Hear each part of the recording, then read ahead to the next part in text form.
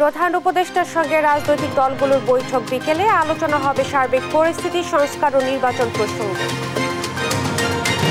লিটারে ৬ টাকা কমছে পেট্রোল ও অকটেন, রাত ১২টা থেকে কার্যকর, খুলনায় জ্বালানি উপদেষ্টা ফজল কবির খান। অপরিবর্তিত লক্ষ্মীপুরের বন্যা পরিস্থিতি, ১২ লাখ মানুষ এখনো পানিবন্দী, প্রত্যন্ত অঞ্চলে পৌঁছায়নি ত্রাণ। পুতিনের বিরুদ্ধে গ্রেপ্তারি পরোয়ানা আইসিসির, শিশুদের জোরপূর্বক ইউক্রেন থেকে রাশিয়ায় হস্তান্তরের অভিযোগ। এবং রাওয়ালপিন্ডিতে দ্বিতীয় টেস্টে টস হেরে ব্যাটিংয়ে পাকিস্তান, ১৪ মাস পর সাদা পোশাকে ফিরে তাসকিনের উইকেট।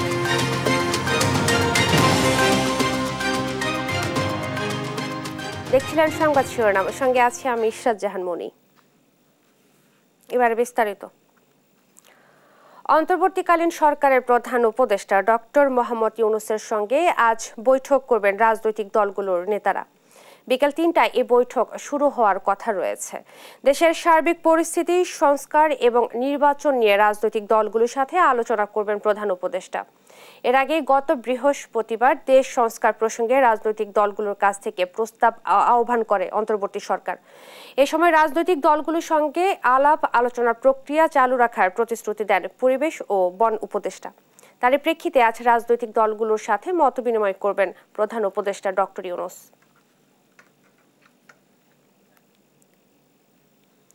শনিবার রাত ১২টার পর থেকে দাম কমছে অকটেন, পেট্রোল এবং ডিজেলের দাম, জানিয়েছেন জ্বালানি উপদেষ্টা মোহাম্মদ ফজল কবির খান। সকালে খুলনার খালিশপুর এলাকায় রূপসা ৮০০ মেগাওয়াট কম্বাইন্ড সাইকেল বিদ্যুৎ কেন্দ্র পরিদর্শনের আগে এ ঘোষণা দেন। অকটেন ১৩১ টাকার পরিবর্তে ১২৫ টাকা, পেট্রোল ১২৭ টাকার পরিবর্তে ১২১ টাকা এবং ডিজেল ১০৬ টাকার পরিবর্তে ৭৫ পয়সার পরিবর্তে ১০৫ টাকা ৫০ পয়সা নির্ধারণ করা হয়েছে। সকাল ৯টায় তিনি বিদ্যুৎ কেন্দ্রে আসেন, পরে বিদ্যুৎ কেন্দ্রের কর্মকর্তাদের সাথে বৈঠক করেন।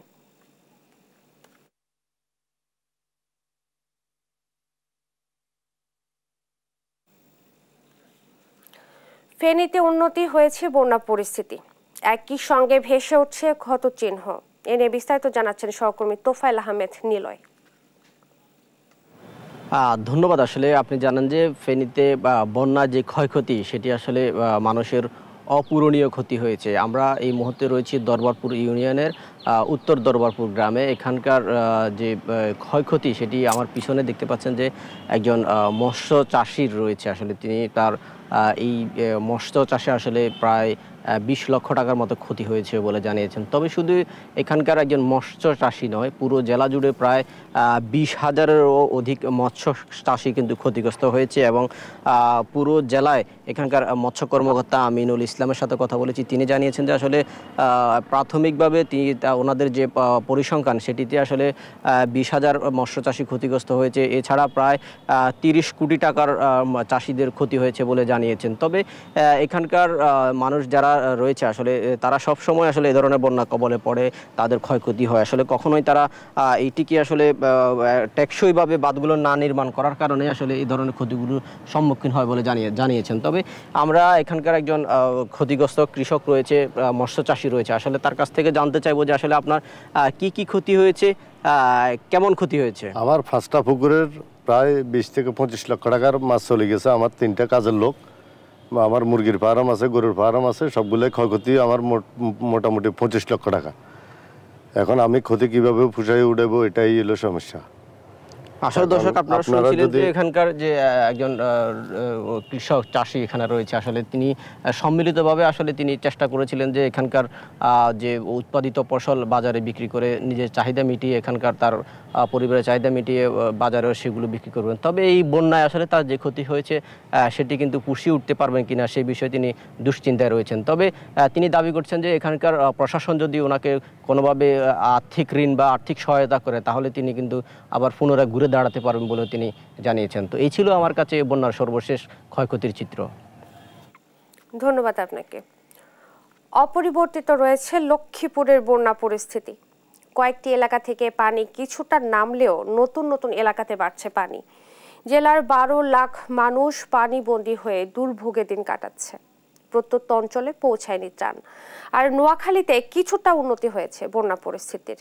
বেশিরভাগ মানুষ রয়েছে খাদ্য ও সুপেয় পানির সংকটে। সহকর্মীদের পাঠানো তথ্য ছবিতে আপনপুর রিপোর্ট। লক্ষ্মীপুরে অপরিবর্তিত বন্যা পরিস্থিতি। জেলার 5 উপজেলায় কয়েকটি এলাকা থেকে পানি কিছুটা কমলেও নতুন নতুন এলাকায় বাড়ছে পানি। বর্তমানে জেলায় পানিবন্দী অন্তত 12 লাখ মানুষ। প্রত্যন্ত অঞ্চলে পৌঁছায়নি পর্যাপ্ত ত্রাণ। যে পরিমাণ খাদ্য সহায়তা আসছে তা সমন্বয়ের অভাবে বিতরণ হচ্ছে শহরের আশেপাশে। দুর্গত এলাকায় রয়েছে সুপেয় পানির সংকটও। নোয়াখালীতে কমতে শুরু করেছে বন্যার পানি। এতে খাবার পানি সংকটের পাশাপাশি দেখা দিচ্ছে বিভিন্ন রোগবালাই। পানি উন্নয়ন বোর্ড বলছে, জেলার সদর উপজেলায় পানি নামার গতি কম হলেও বেগমগঞ্জ উপজেলায় দ্রুত নামছে পানি। শনিবার দুপুর পর্যন্ত 12 ঘন্টায় সদর উপজেলায় পানি কমেছে 1 সেন্টিমিটার। অন্যদিকে বেগমগঞ্জ উপজেলায় কমেছে 3 সেন্টিমিটার। এদিকে শুক্রবার রাতে নোয়াখালীর বন্যা পরিস্থিতি পর্যবেক্ষণে যান দুর্যোগ ব্যবস্থাপনা ও ত্রাণ মন্ত্রণালয়ের উপদেষ্টা ফারুক আজম। তিনি বলেন, বন্যার্তদের দুর্ভোগ লাঘবে খাবার নিশ্চিতের পাশাপাশি শিশু নারী সহ সবার স্বাস্থ্যের দায়িত্ব নেওয়া এখন সরকারের প্রধান কাজ। মানুষ বাঁচানোটাই হলো আমাদের কাছে প্রধান কাজ। বন্যার্ত মানুষকে সেবা দেয়া, তাদের দুর্ভোগ লাঘব করা, তাদের চিকিৎসা সেবা দেয়া, তাদের ক্ষুধার অন্ন যোগানো, শিশু নারী সবার স্বাস্থ্যের দায়িত্ব নেওয়া, এই কাজগুলো আমাদের এখানে এসে মনে করছি এখানকার জন্য এটাই প্রধান। এদিকে ফেনীতে পানি নেমে গিয়ে ফুটে উঠছে বন্যার ক্ষতচিহ্ন। ব্যাপক ক্ষতি হয়েছে রোপা আমনের। এতে দিশেহারা কৃষক। আপনপু, নিউজ ডেস্ক, দেশ টিভি। গাজীপুরের কালিয়াকৈরে স্কয়ার ফার্মাসিউটিক্যালস কারখানায় চাকরি স্থায়ীকরণ, কয়েক কর্মকর্তার পদত্যাগ, শ্রমিকদের চাকরিচ্যুত না করা, 2 দিন সাপ্তাহিক ছুটি সহ 21 দফা দাবিতে বিক্ষোভ করেছে শ্রমিকরা। সকালে শ্রমিকদের একটি অংশ ঢাকা টাঙ্গাইল মহাসড়কে অবস্থান নেয়। এ সময় 1 ঘন্টা মহাসড়কে যান চলাচল বন্ধ থাকে। 21 দফা দাবি নিয়ে সড়কে টায়ার জ্বালিয়ে বিক্ষোভ করে তারা। পরে শিল্প পুলিশ ঘটনাস্থলে গিয়ে তাদের সরিয়ে আনলে যান চলাচল স্বাভাবিক হয়।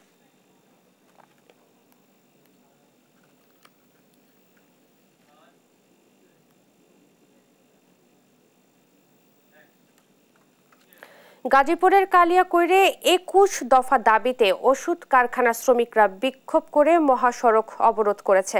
এতে দীর্ঘ 8 কিলোমিটারে সৃষ্টি হয়েছে তীব্র যানজট। এ নিয়ে আরো জানাতে এই মুহূর্তে সেখান থেকে যুক্ত হচ্ছেন সহকর্মী নজরুল ইসলাম। নজরুল, কি নিয়ে তারা মহাসড়ক অবরোধ করেছেন এবং যানজট কেমন দেখছেন, বিস্তারিত জানাবেন। ইশরাত, আপনি যেমনটা বলছিলেন, আপনি জানেন যে সকালে কিন্তু আপনার শ্রমিকরা অর্থাৎ কিছু ওষুধ কোম্পানির শ্রমিকরা তাদের দাবি দেওয়া নিয়ে কিন্তু চাকরি স্থায়ীকরণ এবং আপনার তাদেরকে ছাঁটাই না করা এবং নানাদের সুবিধা সহ 21 দফা দাবিতে কিন্তু তারা ঢাকা টাঙ্গাইল মহাসড়ক অবরোধ করে তাদের কিন্তু দাবি দেওয়া জানিয়েছেন। এবং আমরা দেখেছি যে উভয় পাশে কিন্তু আপনার 8 কিলোমিটার যানজট সৃষ্টি হয়েছে। তো আপনার যদি আমি একটু দেখাতে চাই, যেখানটায় রয়েছে এখন কিন্তু যান চলাচল এবং স্বাভাবিক থাকলেও কিন্তু গাড়ির যে জটলা সেটা কিন্তু রয়েছে। এখানে ইন্ডাস্ট্রিয়াল পুলিশ সহ আইন শৃঙ্খলা বাহিনী কিন্তু রাস্তা থেকে পোশাক ওষুধ কোম্পানির যে শ্রমিক রয়েছে তাদের কিন্তু সরিয়ে নিয়েছেন। সরিয়ে নিয়ে কিন্তু এখন যান চলাচল স্বাভাবিক করেছেন। এবং আপনারা জানেন যে 21 দফা দাবিতে কিন্তু এই আপনার ওষুধ কোম্পানির শ্রমিকরা কিন্তু রাস্তায় নেমে এসেছিল এবং নেমে আসার পর কিন্তু তারা কিছু কর্মকর্তাকে প্রতিষ্ঠানের কিছু কর্মকর্তাকে ছাঁটাই করা এবং নানা ধরনের সমস্যা নিয়ে কিন্তু তারা দীর্ঘদিন আন্দোলন করে আসছিল। এবং আজকে কিন্তু সকালবেলা আপনার রাস্তায় নেমে এসেছিল কয়েকশো শ্রমিক, রাস্তায় তাদের দাবি দেওয়া নিয়ে রাস্তায় নেমে এসেছিল। তো সেটা থেকে কিন্তু পুলিশ কিন্তু সেখান থেকে কিন্তু তাদেরকে বুঝিয়ে তাদের রাস্তা থেকে সরিয়ে কিন্তু ওষুধ কোম্পানির ভিতরে কিন্তু তাদের ভিতরে প্রবেশ করিয়েছেন। তো আপনি জানেন যে রাস্তার যানজট কিন্তু দুই পাশে কিন্তু যানজট 8 কিলোমিটার যানজট লেগেছিল, সেটা স্বাভাবিক হয়েছে এখন। তো এখন আপনারা যেটা দেখতেছেন যে রাস্তায় কিন্তু সিগন্যাল যে জ্যাম সেটি রয়েছে এবং আশপাশে কিন্তু যান চলাচল স্বাভাবিক রয়েছে। তো গাজীপুরের আপনি জানেন স্কয়ার যে ওষুধ কোম্পানি রয়েছে, সেই বিশাল স্কয়ার কোম্পানির শ্রমিকরা কিন্তু সকালে রাস্তায় নেমে এসেছিল তাদের দাবি দেওয়া নিয়ে।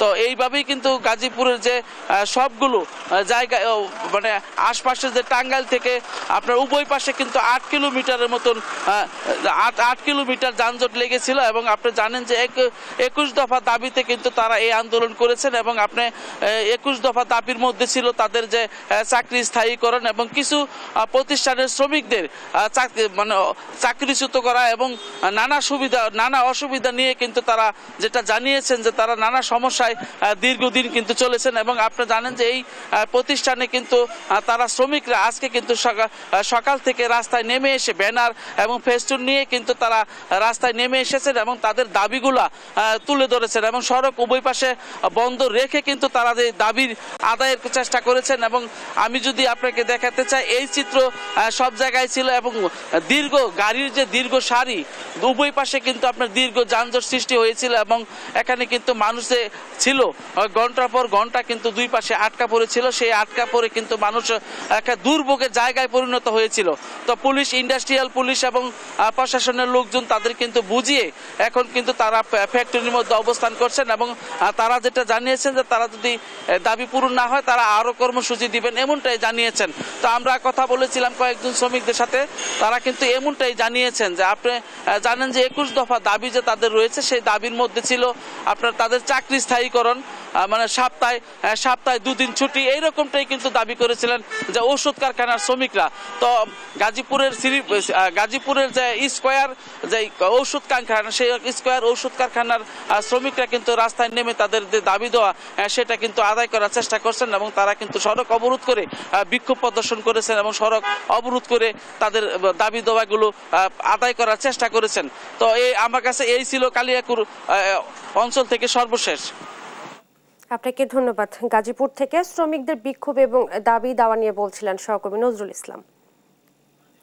ছাত্র জনতার বিজয়কে নস্যাৎ করতে চক্রান্ত চলছে মন্তব্য করে বিএনপির মহাসচিব মির্জা ফখরুল ইসলাম আলমগীর বলেছেন, অন্তর্বর্তী সরকারকে নির্বাচনী পরিবেশ তৈরি করতে পর্যাপ্ত সময় দিতে হবে। সকালে কুমিল্লার লালমাইতে বন্যার্তদের মাঝে ত্রাণ বিতরণের সময় কথা বলেন তিনি। এ সময় চাঁদাবাজদের ধরিয়ে দিতে সবাইকে আহ্বান জানান বিএনপির মহাসচিব। পরে বন্যা কবলিতদের মাঝে ত্রাণ বিতরণ করেন তিনি। আমরা দীর্ঘ 15-16 বছর লড়াই করেছি, তাই না? হাসিনার বিরুদ্ধে লড়াই করেছি। তো আপনাদের এখানে খুব কম লোক আছে যার বিরুদ্ধে মামলা হয় নাই, হয়েছে না? কোর্টে যেতে হয়েছে, এখানে মারা গেছে লোকে, এখানে আপনারা মামলায় কোর্টে যেতে অস্থির হয়ে গেছেন, সেই অবস্থাটা অবসান হয়েছে, তাই না? কিন্তু এই অবসানটা এই সমাজকে আমাদের ধরে রাখতে হবে। যদি আমরা একটা ভালো নির্বাচন করতে পারি, সেই নির্বাচনের মধ্যে জনগণের প্রতিনিধিকে নিয়ে আসতে পারি, তাহলে আমাদের সমস্যার কিছু সমাধান হবে। গ্যাস সংকটের কারণে 7 মাস ধরে বন্ধ রয়েছে জামালপুরের যমুনা সার কারখানা। এতে কারখানাটির সঙ্গে জড়িত 3 থেকে 3.5 হাজার শ্রমিক কর্মহীন হয়ে অতি কষ্টে দিন পার করছেন। অন্যদিকে ব্যবহার না হওয়ার কারণে কারখানার মূল্যবান যন্ত্রাংশগুলো নষ্ট হওয়ার সম্ভাবনা দেখা দিয়েছে। কারখানা বন্ধ থাকলে এই স্থানীয় সিন্ডিকেট ব্যবসায়ীরা লাভবান হয়। জামালপুর প্রতিনিধি মেহেদী হাসানের রিপোর্টে বিস্তারিত জানাচ্ছেন ফারজানা ইসলাম। প্রতিদিন 1700 মেট্রিক টন উৎপাদন সক্ষমতা নিয়ে 1991 সালে বাণিজ্যিক যাত্রা শুরু করে দেশের অন্যতম দানাদার ইউরিয়া সার উৎপাদনকারী প্রতিষ্ঠান যমুনা সার কারখানা। চলতি বছরের জানুয়ারি মাসে গ্যাস সংকটের কারণে বন্ধ হয়ে যায় কারখানাটি। দেশ টেলিভিশনের অনুসন্ধানে জানা যায়, আওয়ামী লীগের শাসনামলে স্থানীয় কয়েকজন সার কারখানা নিয়ন্ত্রণে নিয়ে শত শত কোটি টাকা লুটপাট করেছে। সংকটের কথা বলে 18 থেকে 20 হাজার টাকার সার বিদেশ থেকে আমদানি করা হতো লাখ টাকায়। নানা অজুহাতে প্রায়ই কারখানার উৎপাদন বন্ধ করে দেওয়া হতো। শ্রমিকরা বলছেন, সার সংকটের কথা বলে কয়েক গুণ বেশি দামে আমদানি করত পচা সার। তাদের এমন হঠকারিতায় বেকার হয়ে পড়েছেন কারখানাটির সঙ্গে প্রত্যক্ষ বা পরোক্ষভাবে জড়িত প্রায় 4000 মানুষ। এখানে 300-400 গাড়ি সবসময় পড়ে থাকে। তো আমাদের শ্রমিকরা কেউ রাজমিস্ত্রির জোগালি দেয়, কেউ হকারির কাজ করে, আমরা শ্রমিকরা ভাত পাই না। সরকারের কাছে আবেদন, এই আমাদের এই মিলটা তাড়াতাড়ি এই মিলটা যত তাড়াতাড়ি পারে এই মিলটা সরকারের কাছে আবেদন করি আমরা মিলটা আমাদের চালু করুক। সার উৎপাদন কোনো কিছু হইতেছে না, আমরা না খেয়ে বই হয়েছি, জায়গায় জায়গায় ড্রাইভার হেলবার নেবার আগে চলা অকুলান হয়ে গেছে গা। আইলে ধরে আমাদের সংসার নিয়ে কি করবো, পোলাবান লেখার করতে পারে না, অশান্তির মধ্যে বেড়ে আছে। কারখানার আশেপাশে পড়ে আছে শত শত ট্রাক। অতি মূল্যবান যন্ত্রাংশগুলো পুরোপুরি নষ্ট হওয়ার পথে। এতে হাজার কোটি টাকা ক্ষতির শঙ্কাও কর্তৃপক্ষের। এইটাও আমরা কি বলতে পারি না, কারণ গ্যাসের সাপ্লাই কখন হবে, মানে অ্যাভেলেবল হবে, এটাও তো আসলে আমরা বলতে পারি না, বুঝছেন। কেমিক্যাল ইন্ডাস্ট্রিতে দীর্ঘদিন বন্ধ থাকলে আপনার এই যন্ত্রপাতি যেটা আছে, আমাদের মেশিনারি, ভেসেল, এগুলো ক্ষতি হওয়ার সম্ভাবনা থাকে। হ্যাঁ, সম্ভাবনা থাকে এবং এই জিনিসগুলো আসলে ভালো রাখা খুব ডিফিকাল্ট হয়ে যায়। পরবর্তীতে দেখা যাচ্ছে যে চালু করতে গেলে তখন আমাদের বিভিন্ন রকম সমস্যা আসবে। গ্যাস সংযোগ দিয়ে অতি দ্রুত সময়ের মধ্যে কারখানাটি চালুর দাবি করেছেন জেলার সব কৃষক ও কারখানার কর্মচারীরা। নিউজ ডেস্ক, দেশ টিভি।